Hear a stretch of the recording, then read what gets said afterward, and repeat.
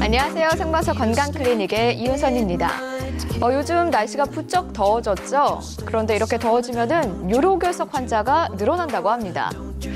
그 이유를 한번 살펴봤더니 일단 더우니까 땀을 많이 흘리시곤 하잖아요. 이때 수분 보충을 충분히 해주지 않으면 탈수 증상이 일어나고 그렇다 보니까 소변 양이 줄고 요로결석이 생기는 거라고 합니다. 자, 이 요로결석이 생기면 일단 옆구리에 심한 통증이 나타나고요. 또 구역질이나 구토 증상도 생길 수 있고 또 혈뇨 증상도 생길 수 있다고 합니다. 자, 생방송 건강클리닉 오늘은요, 요로결석의 원인과 그 치료법 알아보는 시간 준비했습니다. 여러분을 위한 2대 상담 전화 259개 5100번, 5200번 오늘도 활짝 열려 있으니까요.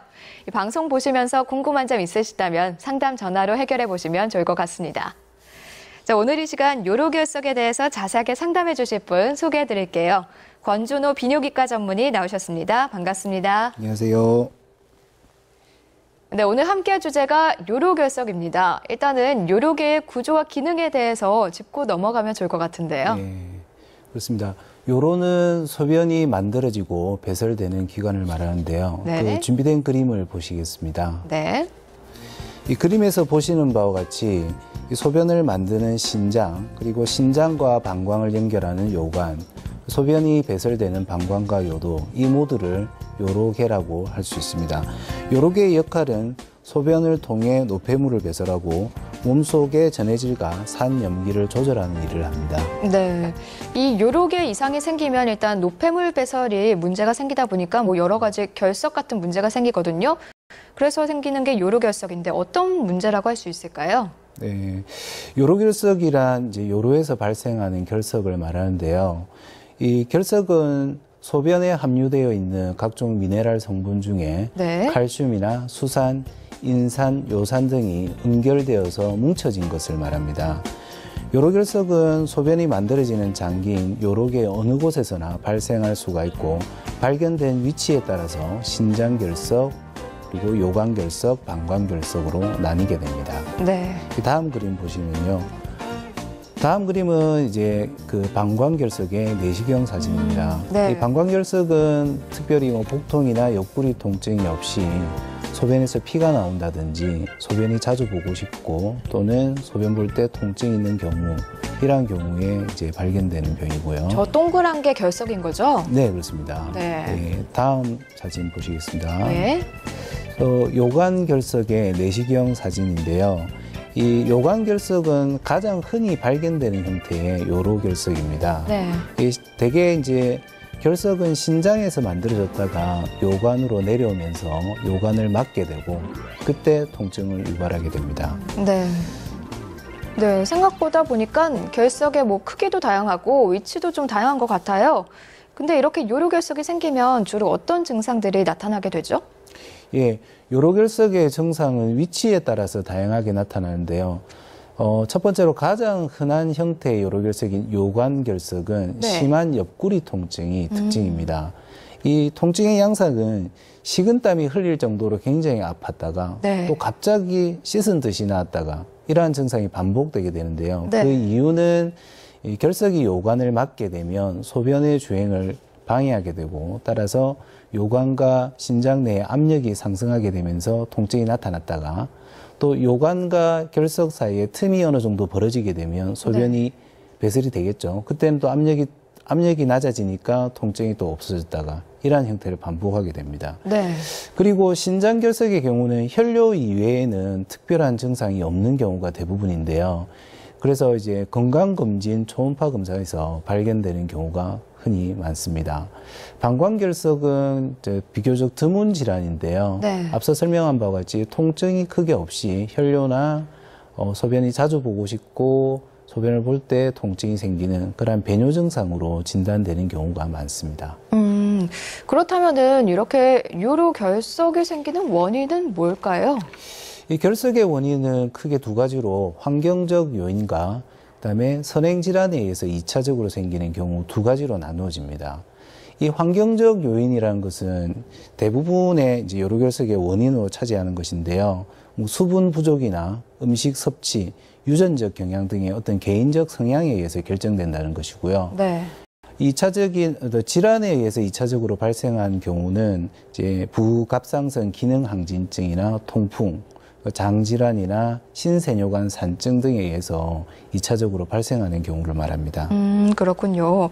자, 뭐 수분 부족이나 음식, 유전적 경향 같은 뭐 환경적 요인이 대부분이었는데 그러면 어떤 분들에게 많이 생기는지 그리고 실제로 얼마나 많은 분들이 요로결석을 앓고 있는지 좀 궁금하거든요. 예, 요로결석은 사실은 비뇨기과 환자의 약 30% 정도를 차지할 정도로 네. 비교적 흔한 질환입니다. 그렇네요. 네, 전체 인구에서 대략 유병률을 보시면 2 내지 3% 정도의 높은 유병률을 나타낸다고 할 수 있고요. 대개 20대에서 40대의 젊은 연령층에서 잘 생긴다고 알려져 있고 네. 남자가 여자보다 많습니다. 제 경험에 비춰보면 우리 경남 지방의 이 분들이 타 지역에 비해서 요로결석의 발생 빈도가 다소 높은 것 같습니다. 왜요? 그 이유는 음식 섭취하는 습관에서 좀 짜게 드시는 어떤 습관, 그리고 물을 많이 드시지 않는 어떤 식습관 때문으로 판단이 됩니다. 네, 그렇군요. 그래서 수분 섭취가 좀 부족하거나 짠 음식을 많이 드시고 신선한 야채나 과일 섭취가 부족한 분들이 잘 생기고, 또한 중요한 것은 요로결석은 재발성 질환으로 한번 요로결석을 앓았던 분들은 자주 재발을 경험하게 된다는 것입니다. 네, 그렇습니다. 그러니까 일단 수분을 평소에 충분히 섭취하시고요. 음식 드실 때에는 너무 짜지 않게 오히려 좀 싱겁게 드시는 편이 좋을 것 같습니다. 자, 방금 요로결석은 재발하는 일이 굉장히 잦다고 해주셨는데 왜 그런 거죠? 일단 뭐 개인적인 어떤 식생활 습관이 이렇게 고쳐지지 않는다면 네. 반복적인 재발을 경험하게 될 것이고요. 두 번째로 이제 원인 질환에 의해서 2차적으로 생긴 결석이라면 원인 질환이 해결되지 않는다면 계속해서 재발하겠죠. 다음으로는 실제 연구 결과에서 보면 1년에 한 7%씩 재발을 경험한다고 하는데요. 한 10년이 지나면 대략 한 60에서 70%의 환자가 재발을 경험한다고 알려져 있습니다. 네, 그렇습니다. 자, 생방송 건강클리닉 여러분의 상담 전화를 받고 있습니다. 259개 5100번, 5200번으로 요로결석과 관련해서 궁금한 점 있으신 분들은 전화 주시면 친절하게 상담으로 궁금증 해결해 드리도록 하겠습니다. 자, 그러면요. 이 주변에 보면요. 요로결석 때문에 우유나 멸치, 시금치, 달걀 이런 거 먹지 말라 이러는 말 굉장히 많이 들었거든요. 근데 네. 이 진짜로 피해야 될 음식인가요? 아니면은 다 잘못된 정보인가요? 일단 뭐 맞는 말도 있고 틀린 말도 있습니다. 그런가요? 네. 소변으로 배설되는 칼슘의 농도가 요로결석에 직접적인 영향을 미치기 때문에 네. 아무래도 이제 칼슘을 많이 섭취하면 이제 결석이 많이 생길 것이다라고 생각하기 쉬운데요. 실제로 꼭 그렇지는 않습니다. 음식으로 칼슘을 많이 섭취한다고 해서 소변으로 이것이 꼭 많이 빠진다고 볼 수는 없어요. 대체로 이제 과잉 공급된 칼슘의 경우는 소변으로보다는 대개는 장으로 빠지는 경우가 더 많습니다. 네. 이 칼슘의 섭취를 제한하기 위해서 우유나 멸치 등의 음식을 제한하게 된다면 골다공증에 또한 2차적인 합병증이 또 생길 수 있기 때문에 실제로는 어떤 득보다는 실이 더 많을 것으로 판단이 되고요. 네. 하지만 이제 시금치나 땅콩, 버터 등의 수산 함량이 높은 음식은 과도하게 섭취하는 것은 제한하는 것이 좋습니다. 네. 그러니까 우유나 멸치 같은 칼슘은 섭취 제한하면 오히려 실이 더 많고 뭐 시금치나 땅콩, 버터 같은 수산 함량이 많은 음식은 요로결석에 확실히 섭취를 제한하면 도움이 된다라는 말씀. 과도한 섭취를 제한하는 것이 좋겠죠. 그러니까 과도한, 네, 네. 알겠습니다. 자, 몸 안에 돌이 생겨서 문제가 되는 질환, 이 요로결석, 요석도 있지만요, 담석이라는 것도 있습니다. 근데 둘 다 돌 같다라는 느낌은 알겠는데 어떤 차이가 있는 건가요? 예, 요석과 담석은 근본적으로 이제 발생되는 위치, 장기에서 차이가 있는 것이죠. 이 담석은 담즙이 생성되어서 배설되는 간이나 담도, 담낭 등에서 발생하는 것이고요. 역시 성분도 이 담즙의 성분과 관련되어서 콜레스테롤 결석이나 색소성 결석이 흔한 것으로 알려져 있습니다. 네. 요로결석은 앞서 설명한 바와 같이 요중 성분에 의해서 발생된 것으로 수산칼슘석, 인산칼슘석, 요산석 등이 흔한 것으로 되어 있습니다. 네. 앞서서 이 요로결석 말씀하실 때요. 옆구리나 아랫배에 굉장히 심한 통증이 있다가 없다가 어쨌든 통증이 있다고 하셨는데 신장결석은 통증이 없다고 하셨거든요. 증상이 없는 경우가 많다고. 그러면은 이 요로결석이 어떤 식으로 진단을 할 수 있는 걸까요? 예, 요로결석은 일단 환자의 증상과 소변 검사, 그다음에 단순 엑스레이 촬영, 초음파, CT 등의 다양한 진단 방법을 사용하게 되는데요. 네. 요로결석 환자에서 단순 엑스레이 촬영을 해보면 대략 한 70% 정도에서 결석이 선명하게 하얗게 보이게 됩니다. 네. 나머지 한 30% 정도에서는 결석이 선명하게 보이질 않는데요. 이것은 이제 요로결석의 구성 성분하고 관련되어 있습니다. 칼슘 성분이 높은 결석은 아무래도 결석이 하얗게 보이고요. 네. 칼슘 성분이 적은 이제 요산결석 등은 결석이 엑스레이상에 잘 보이지 않는 것이죠. 네. 또한 이 요로결석은 이 정확한 위치와 크기 그리고 동반된 질환의 유무에 따라서 치료 방침이 달라지기 때문에 네. 이 특수 검사가 필수라고 할 수 있겠습니다. 네. 준비된 그림 보면서 함께 설명 다시 들어보시죠. 이 요로결석의 진단 방법 중에 이 요로조영술이라는 검사 방법인데요. 네. 좌측에서 보시면 이제 좌측 콩팥 부위에 이제 요로결석이 하나 하얀 것이 확인되는 것이 보입니다. 다음 사진은 이제 결석의 정확한 위치를 파악할 수 있는데요. 네. 이렇게 조형된 요로를 통해서 보면 신장 내에 아래쪽에 결석이 확인된 것이 보이고 또 요관이나 방광 내에 특별한 이상은 없는 것으로 확인됐습니다. 네. 다음 사진 보시죠. 역시 이제 같은 환자인데요. 이분은 이제 초음파 사진입니다. 초음파 검사에서 신장 내에서 결석이 확인된 것을 알 수 있습니다. 네. 다음 그림 보시면 이 다음 그림은 CT 사진인데요. 이분은 이제 오른쪽 콩팥에 결석이 커다란 것이 확인되었습니다. 예. 이제 이분의 경우는 이제 CT 검사의 장점을 보시면 결석의 위치와 크기 그리고 3차원적인 모양을 정확하게 확인할 그렇네요. 수가 있기 때문에 네. 예, 그리고 또한 이 콩팥과 다른 장기와의 관계를 명확하게 확인할 수가 있습니다. 따라서 수술을 앞둔 환자라면 CT 촬영이 아주 필수적이라고 할 수 있겠습니다. 네. 자, 이렇게 검사를 통해서 요로결석을 한번 진단했다면 이제 치료를 해야 될 텐데요. 몸 안에 있는 돌을 대체 어떻게 치료를 해야 될까요? 약으로 하나요? 예, 일단 약물 치료에 대해서 물어보셨는데요. 네. 예, 요로결석의 약물 치료는 사실 주된 치료로 시행하기는 효과가 좀 미미하고요. 네. 대개는 이제 체외 충격파 세석술이나 아니면 수술 이후에 보조적인 방법으로 시행하거나 아니면 이제 결석의 예방요법으로 약물 치료를 하는 경우가 많습니다. 네. 네. 자, 생과수 건강클리닉 오늘은 비뇨기과 전문의 권준호 선생님과 함께 요로결석에 대해서 알아보고 있습니다. 여러분을 위한 2대 상담 전화 오늘도 활짝 열려 있습니다. 259개 5100번, 5200번 지금 바로 전화 주시면 궁금한 점 선생님과 친절한 상담을 통해서 바로 해결해 드리도록 하겠습니다. 자, 지금 바로 전화 연결해 보도록 하겠습니다. 네, 여보세요? 네, 여보세요? 여보세요? 안녕하세요. 예, 반갑습니다. 예, 어떤 증상 있으신가요? 예, 저는 병원에 진단도 받고 이래 했는데, 네. 결석인가 오줌이 너무 자주 누고 싶고, 네. 그런 형태라서, 네.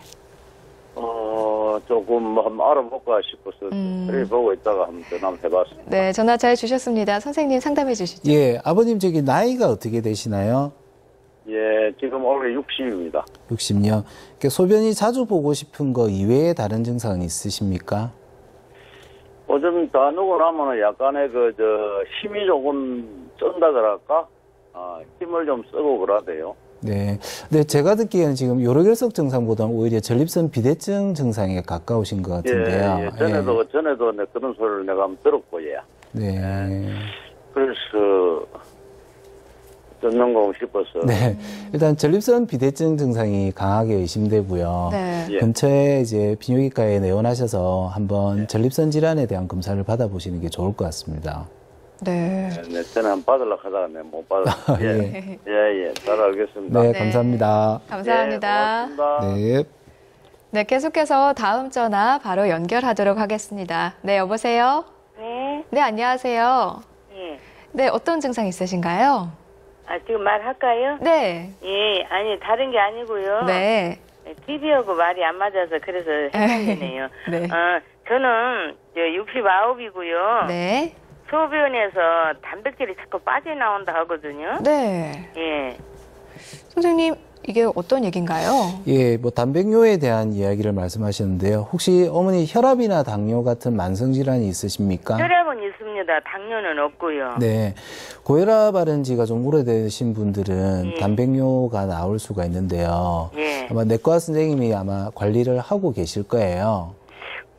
그래요? 주기적으로 소변 검사를 하시고 예. 신장 기능 검사를 주기적으로 받아보시면 될 것 같습니다. 그래요? 네, 너무 걱정하지 마세요.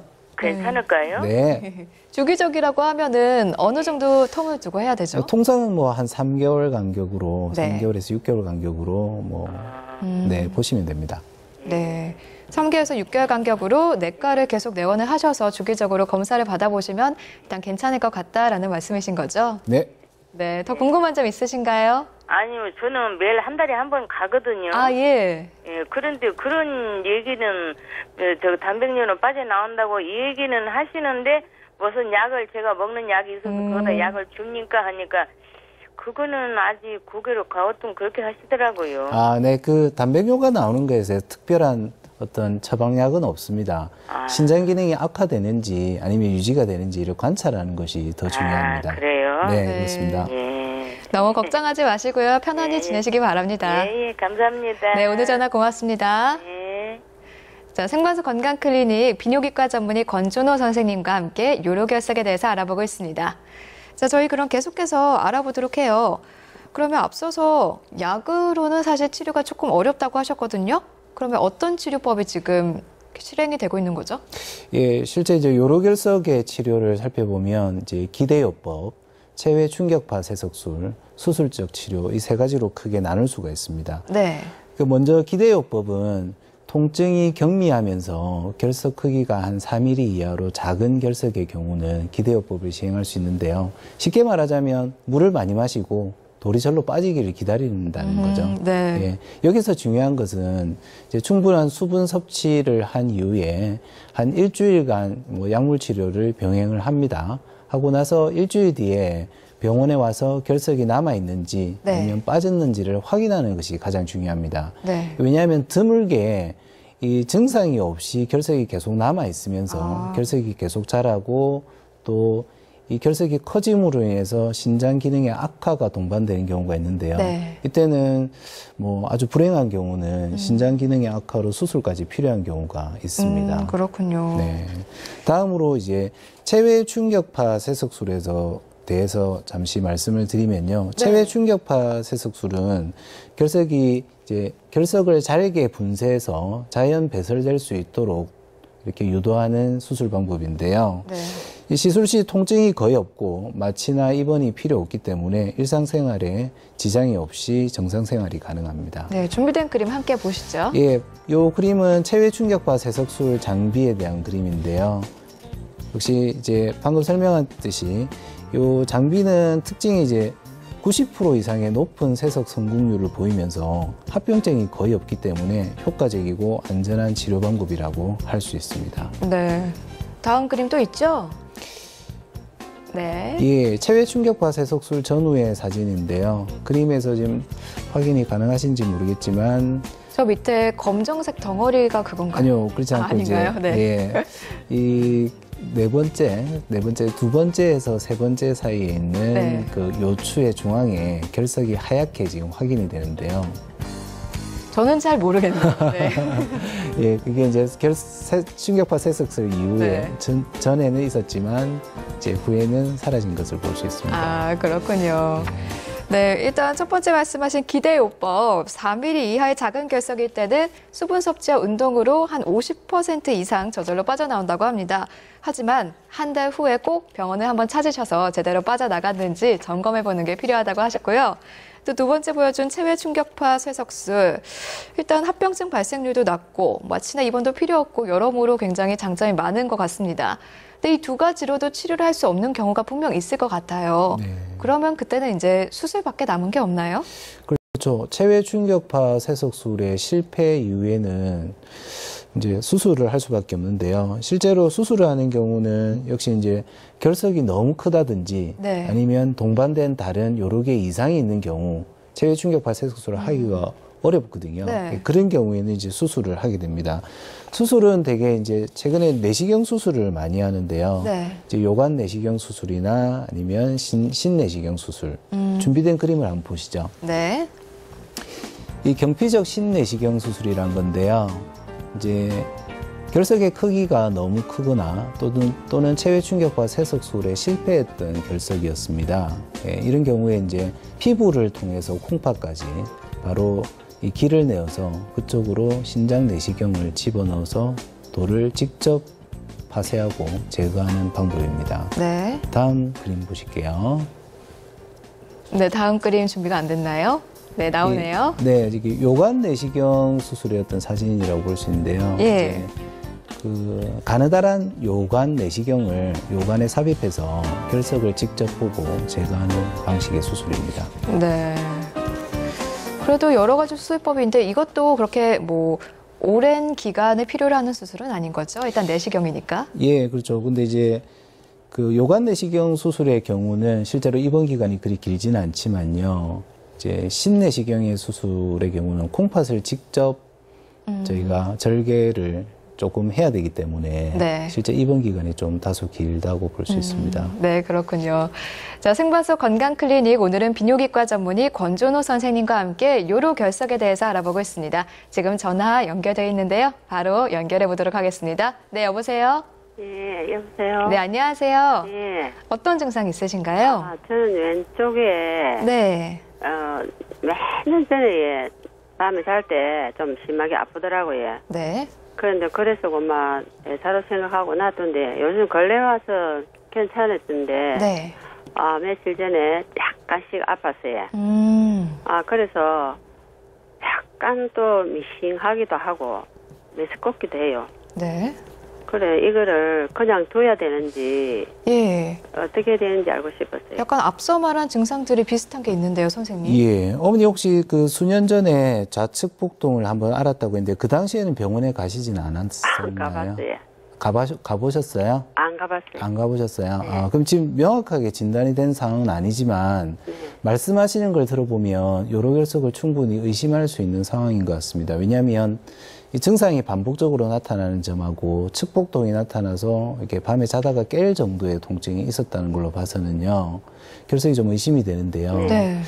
그래서 요거는 방치하시게 되면 나중에 이제 결석이 커지고 또 치료가 조금 더 힘들어지는 경향이 있습니다. 네. 따라서 이제 우선은 확인을 먼저 하는 것이 좋을 것 같습니다. 혹시 선생님 제가 네. 67인데 예. 제가 루마티스를 앓은 지가 한 30년 되거든요. 네. 약을 복용하고 있는데 그거하고도 연관이 있나요? 류마티스 질환요? 네. 류마티스 질환하고 직접적인 관련은 없지만 혹시 통풍이 있으신가요? 루마티스는 통풍하고 겸해서 오는 거 아닌가요? 꼭 그렇지는 않습니다. 그래. 예. 혹시 통풍이 있으신가요? 모르겠습니다. 통풍 그래요? 그런 말은 못 들었고 루마티스가 이제 심할 정도거든요. 네. 예. 그러니까 결석의 어떤 원인 질환으로 있는 것 중에는 류마티스는 없거든요. 네. 통풍이 만약에 있으시다면 결석의 선행 요인이 될 수는 있습니다. 그러니까. 네. 근데 몇 년 동안은 그냥 안 아팠어요. 안 네. 아팠는데 요 얼마 전에 약간 그냥 아플 정도. 네. 이렇게 근데 굉장히 오랜 기간이거든요. 네. 이렇게 오랫동안 갖고 있어도 괜찮은 건가요? 지금 뭐 사실 검사를 해봐야 알 수 있겠지만 네. 신장결석의 경우가 방금 어머니 말씀하셨듯이 증상이 있다 없다 그리고 심하지 않고 그냥 그대로 넘어가는 경우도 있고 그래서 검사를 받아보시는 게 좋을 것 같고 어머니 혹시 그 최근에 건강검진 초음파 검사를 받아보신 적이 있으신가요? 걸려와서는 안 받아봤어요. 그렇죠. 그래서 일단 초음파 검사라도 한번 네. 받아보시는 게 좋을 것 같네요. 그럼 선생님 여기 만약에 결석이라면은 네. 어떻게 좀 그냥 두면 안 되겠네. 예, 그 결석의 크기하고 위치에 따라서 이제 치료가 달라지니까요. 예. 예, 지금 확인이 안 된 상태에서 제가 이렇게 섣불리 말하기 네, 말씀드리기 힘드시죠? 힘들지만 치료를 안 하고 방치하고 확인도 안 하고 있다면 나중에 좀 문제가 될 수가 있습니다. 네, 맞습니다. 어머니 일단은 병원을 한번 가셔서요. 네. 정확히 결석이 있는 건지, 있다면 어느 위치에 크기가 어떤지 확인을 먼저 해보시는 게 우선일 것 같습니다. 네, 감사합니다. 네, 오늘 전화 고맙습니다. 네. 네, 계속해서 바로 다음 전화 연결하도록 하겠습니다. 네, 여보세요? 여보세요? 안녕하세요. 예, 수고하십니다. 예, 어떤 증상 있으신가요? 저는요, 증상이 네, 1년에 꼭 2번 내지 3번은 네, 체외 충격 섹스를 2번 정도, 3번 정도를 해요. 좌우 이렇게 왼쪽, 오른쪽 이렇게 하고 있거든요. 네. 하고 있는데 저희 아들도 지금 결혼해서 사는데도 이렇게 아들도 똑같이 1년에 2-3번씩 이렇게 수술을 해요. 네. 수술을 하는데 이게 아들이 엄마 유전이라고 그래서 조금 많이 된 그런 게 좀 많이 있어서 네. 유전인지 네, 맞습니다. 앞서서 이제 원인의 유전적 경향 말씀해 주셨는데요. 이렇게 1년에 2-3번씩 꾸준히 체외 충격발을 받는다면 좀 불편하실 것 같거든요. 예, 맞습니다. 사실 이런 분들이 사실은 많이 있어요, 어머니. 아, 그런가요? 예, 그래서 네. 이게 아까 제가 말씀드렸듯이 환경적 요인 중에 이제 음식 습관이라든지 또 유전적 경향을 말씀드렸는데요. 그래서 이렇게 불행하지만 사실 이렇게 재발하는 분들이 많이 있습니다. 네. 예, 그래서 평상시에 음식 습관을 조금 조절을 하시면 그래도 예방을 좀 할 수가 있거든요. 그래서 네. 음식 섭취할 때 수분 섭취를 좀 많이 하시고 그래서 신선한 과일이나 야채 종류를 좀 많이 더 드시면 네. 어느 정도는 예방이 가능할 것 같습니다. 네. 섭취가 좀 많이 안 되는 것 같거든 저희들은요. 네. 예, 그렇죠. 예. 네. 힘들죠, 이게. 은근히 힘들어요. 그래도 그렇죠. 한 하루에 예. 어느 정도 필요한가요? 요로결석이 있는 사람들은? 일단 저희가 권장하기로는 하루에 수분의 한 3,000cc 정도를 권장하는데요. 네. 이게 실제로 3,000cc 하면 굉장히 많은 것 같지만 네. 상상이 안 돼. 어느 정도인가요? 네, 그렇지는 않습니다. 우리가 식사를 통해서 예. 이제 국이나 밥 등을 통해서 이제 드시는 양이 한 1,000cc 가량 된다고 아, 그래요. 그래요? 네. 그래서 그 외에 물을 하루에 6잔에서 8잔 정도 드시면 네. 이제 나머지 2리터를 채울 수가 있거든요. 그래서 이 정도를 드시면 이제 요로결석 어느 정도 예방할 수 있다고 합니다. 네. 근데요, 이렇게 요즘에 사실 집에서 생수 말고 보리차 같은 것도 많이 끓여 먹거든요. 네. 상관이 없을까요? 네, 뭐 수분 섭취만 많이 하실 수 있다면 네. 차를 드시는 것도 도움됩니다. 네.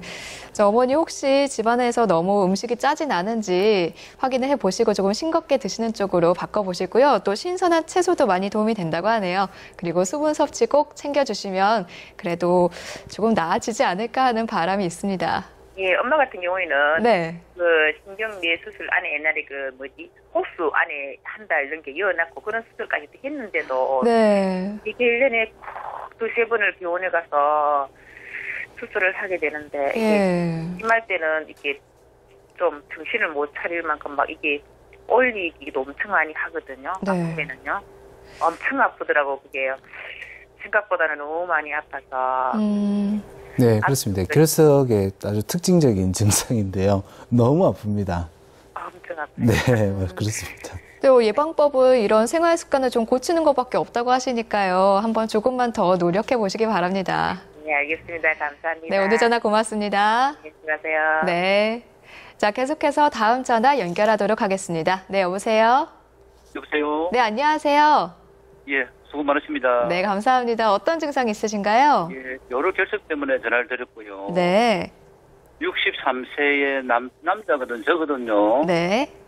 근데 제가 98년부터 지금 그러니까 2013년까지 네. 요로 결석 때문에 한 6번 그 체외 충격기로 해가지고 시술을 받았어요. 네.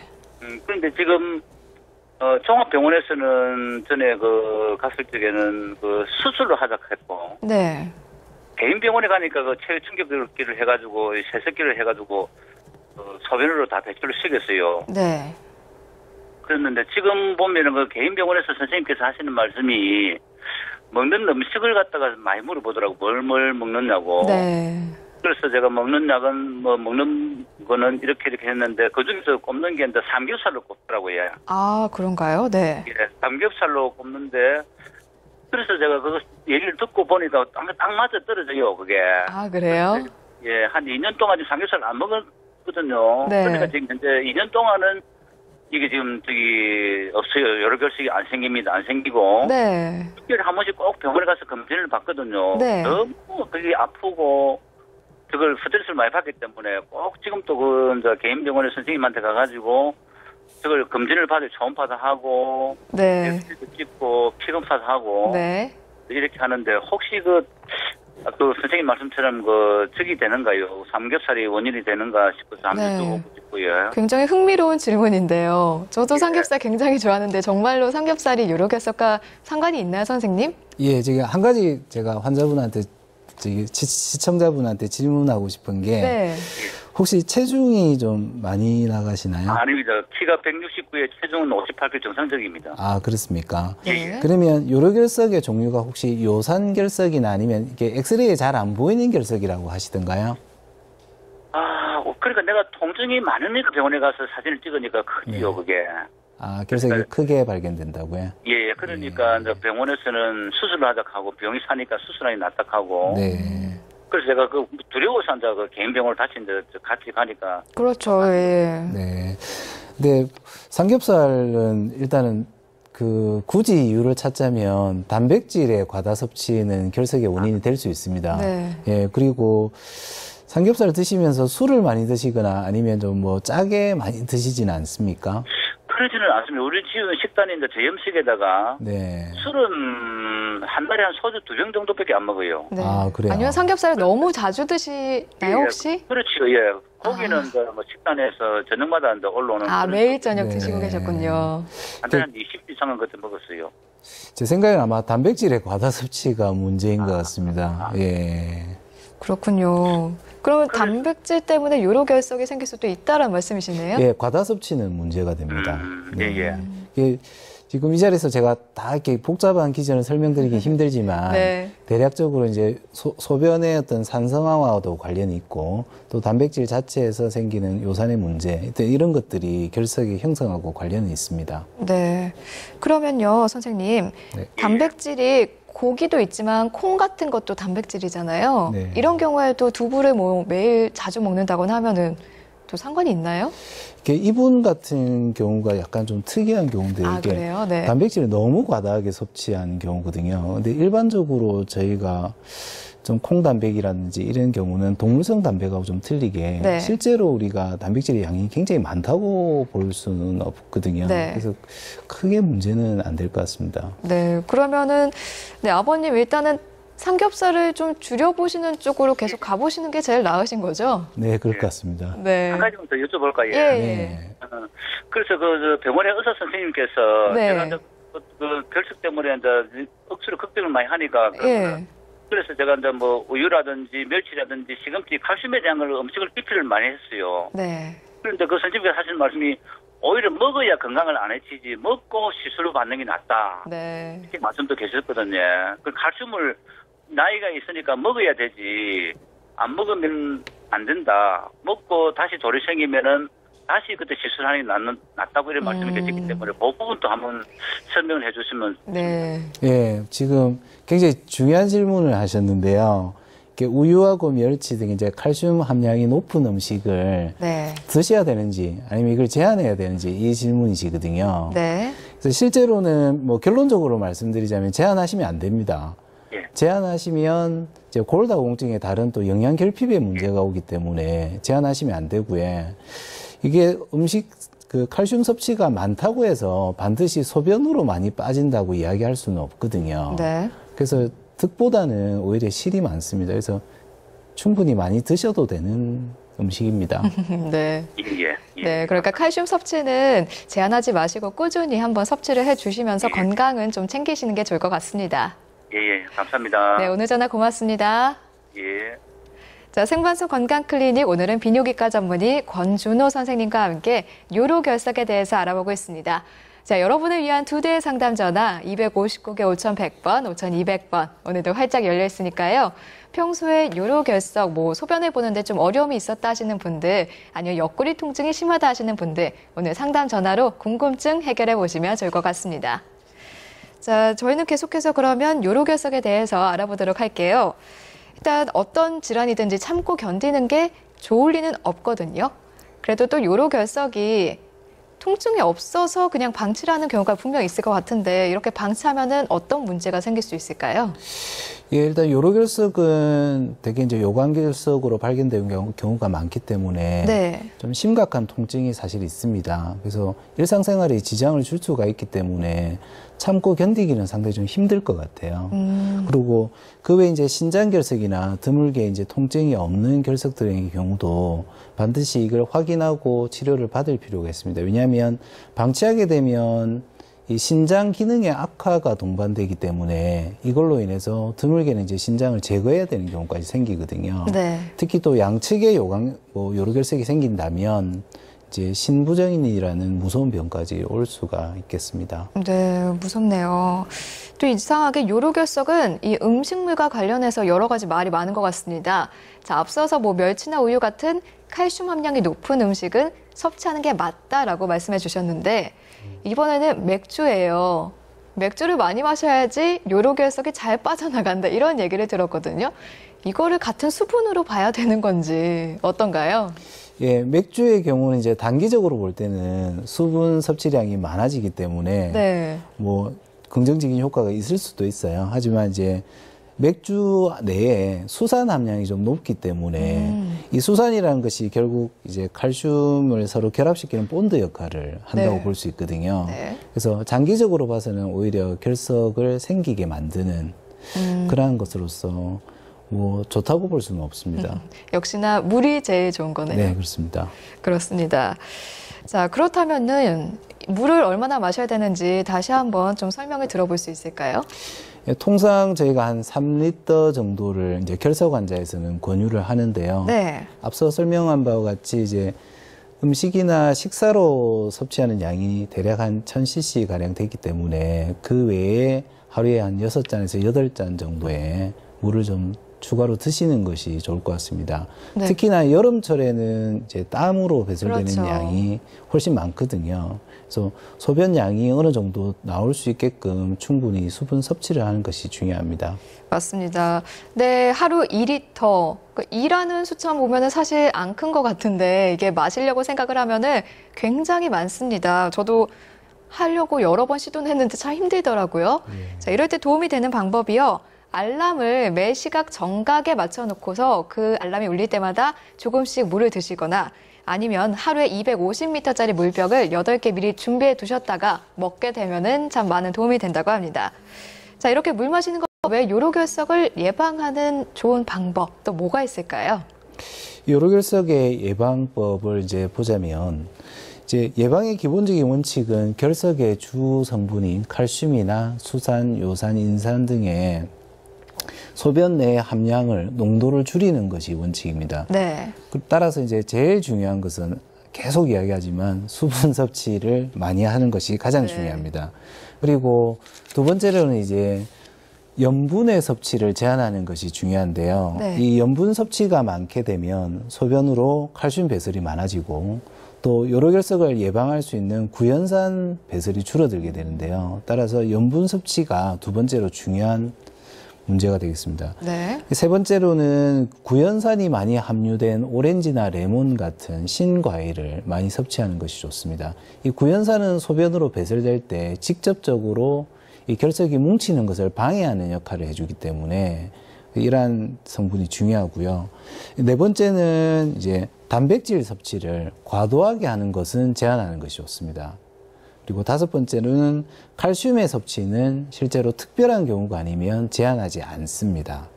또 수산의 섭취를 제한하는 것이 중요한데요. 시금치나 땅콩, 초콜릿, 양배추 등 수산이 많이 함유된 식품 섭취는 좀 피하는 것이 좋을 것 같습니다. 네, 맞습니다.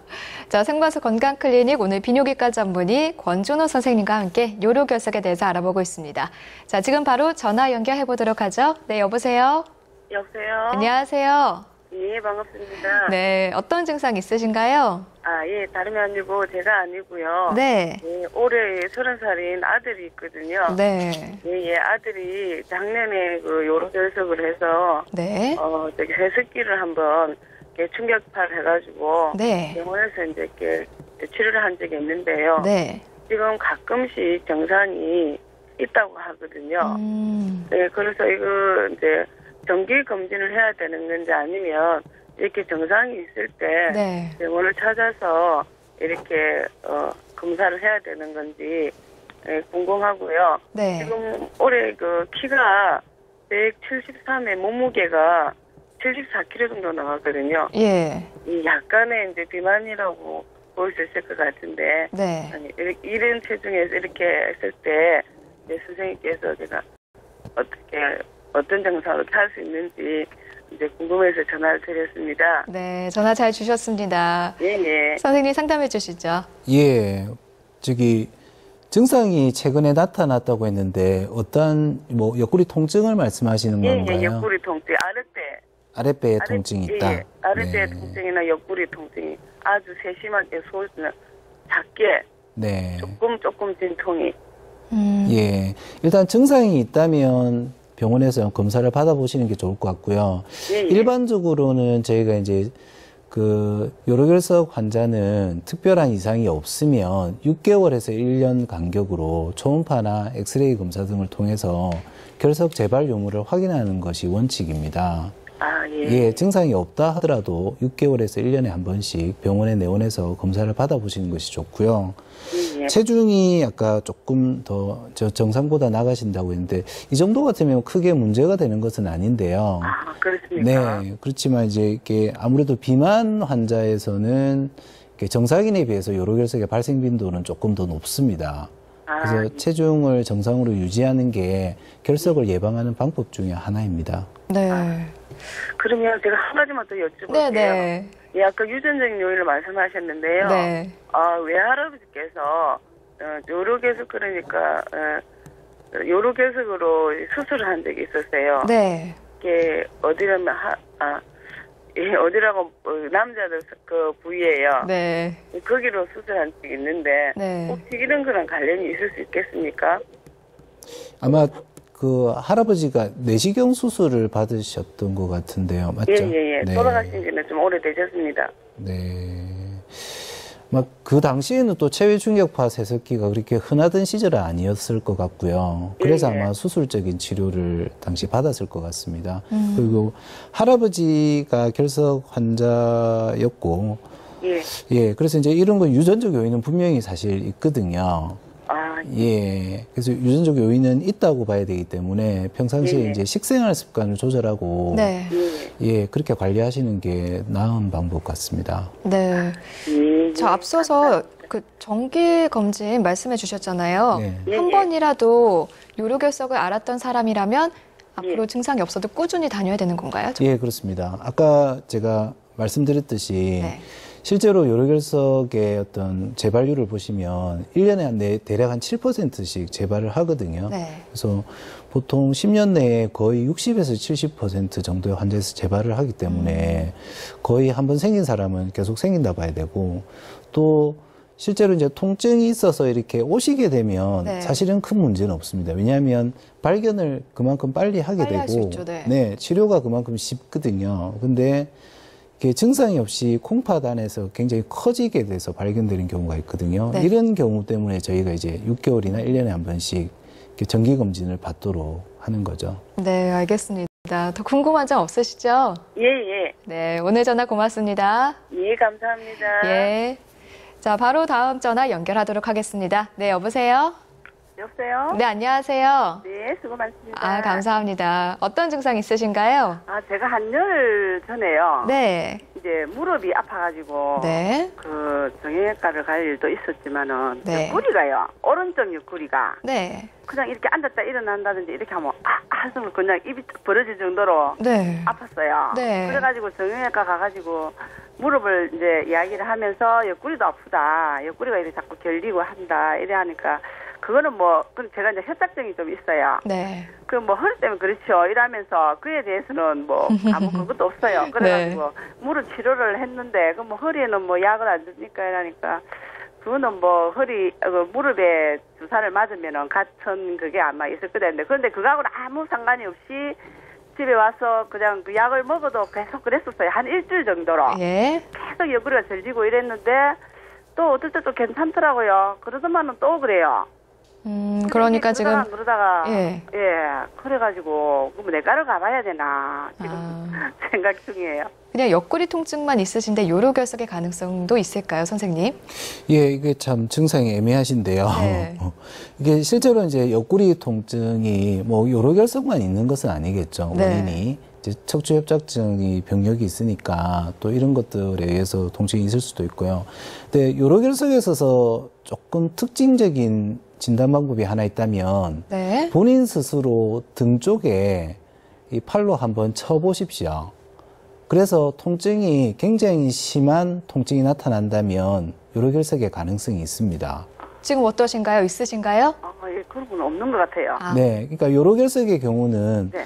등 쪽을 한번 등이나 아니면 이제 그 아픈 옆구리 쪽을 이제 손으로 이렇게 쳐봤을 때 심한 통증이 수반되는 게 특징이거든요. 네. 그게 만약에 없다면 아마 척추 질환이나 다른 통증의 가능성이 더 제가 있어 물을 보이네요. 많이 안 먹거든요. 아, 예, 물은 많이 드세요, 물은 어머니. 평소 건강을 위해서라도 많이 드시고요. 일단 지금 옆구리 증상은 요로결석은 아닐 것 같다라고 해주시네요. 네, 감사합니다. 네, 오늘 전화 고맙습니다. 수고하십시오. 네. 자, 생방송 건강클리닉 오늘은 비뇨기과 전문의 권준호 선생님과 함께 요로결석에 대해서 알아봤습니다. 선생님 끝으로 시청자분들께 한마디 해주시죠. 예, 이제 곧 무더운 여름이 시작됩니다. 수분 섭취를 충분히 하셔서 요로결석을 예방할 수 있도록 하시고요. 네. 요로결석은 극심한 통증을 유발하는 병이지만 치료 또한 비교적 쉽습니다. 그래서 방치하게 되면 콩팥 기능 손상 등의 다른 무서운 합병증이 있으니까요. 주저하지 마시고 치료를 받으시길 바랍니다. 감사합니다. 네, 선생님 오늘 말씀 고맙습니다. 네. 자, 오늘 저희가 요로결석에 대해서 알아봤죠. 계속해서 선생님께서 물을 많이 마셔야 된다 강조해 주셨는데 근데 이 물의 효능 그 외에도 굉장히 많았습니다. 제가 한 5가지 정도만 소개를 드릴게요. 우선 첫 번째로 물은요, 해독작용을 합니다. 몸 안에 있는 유해산소를 배출하고 또 몸 안에 있는 독소들도 배출을 해서 몸을 깨끗하게 정화시켜준다고 하네요. 그리고 변비를 예방하는 데도 참 좋고요. 또 세 번째로 혈액순환에 좋아서 체지방을 줄여준다고 합니다.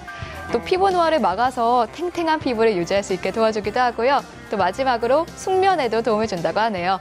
잠자기 전에 반잔의 물이 우리의 숙면을 도와주니까요. 한번 실천해 보세요. 생방송 건강클리닉 오늘은 여기서 인사드리겠습니다. 고맙습니다.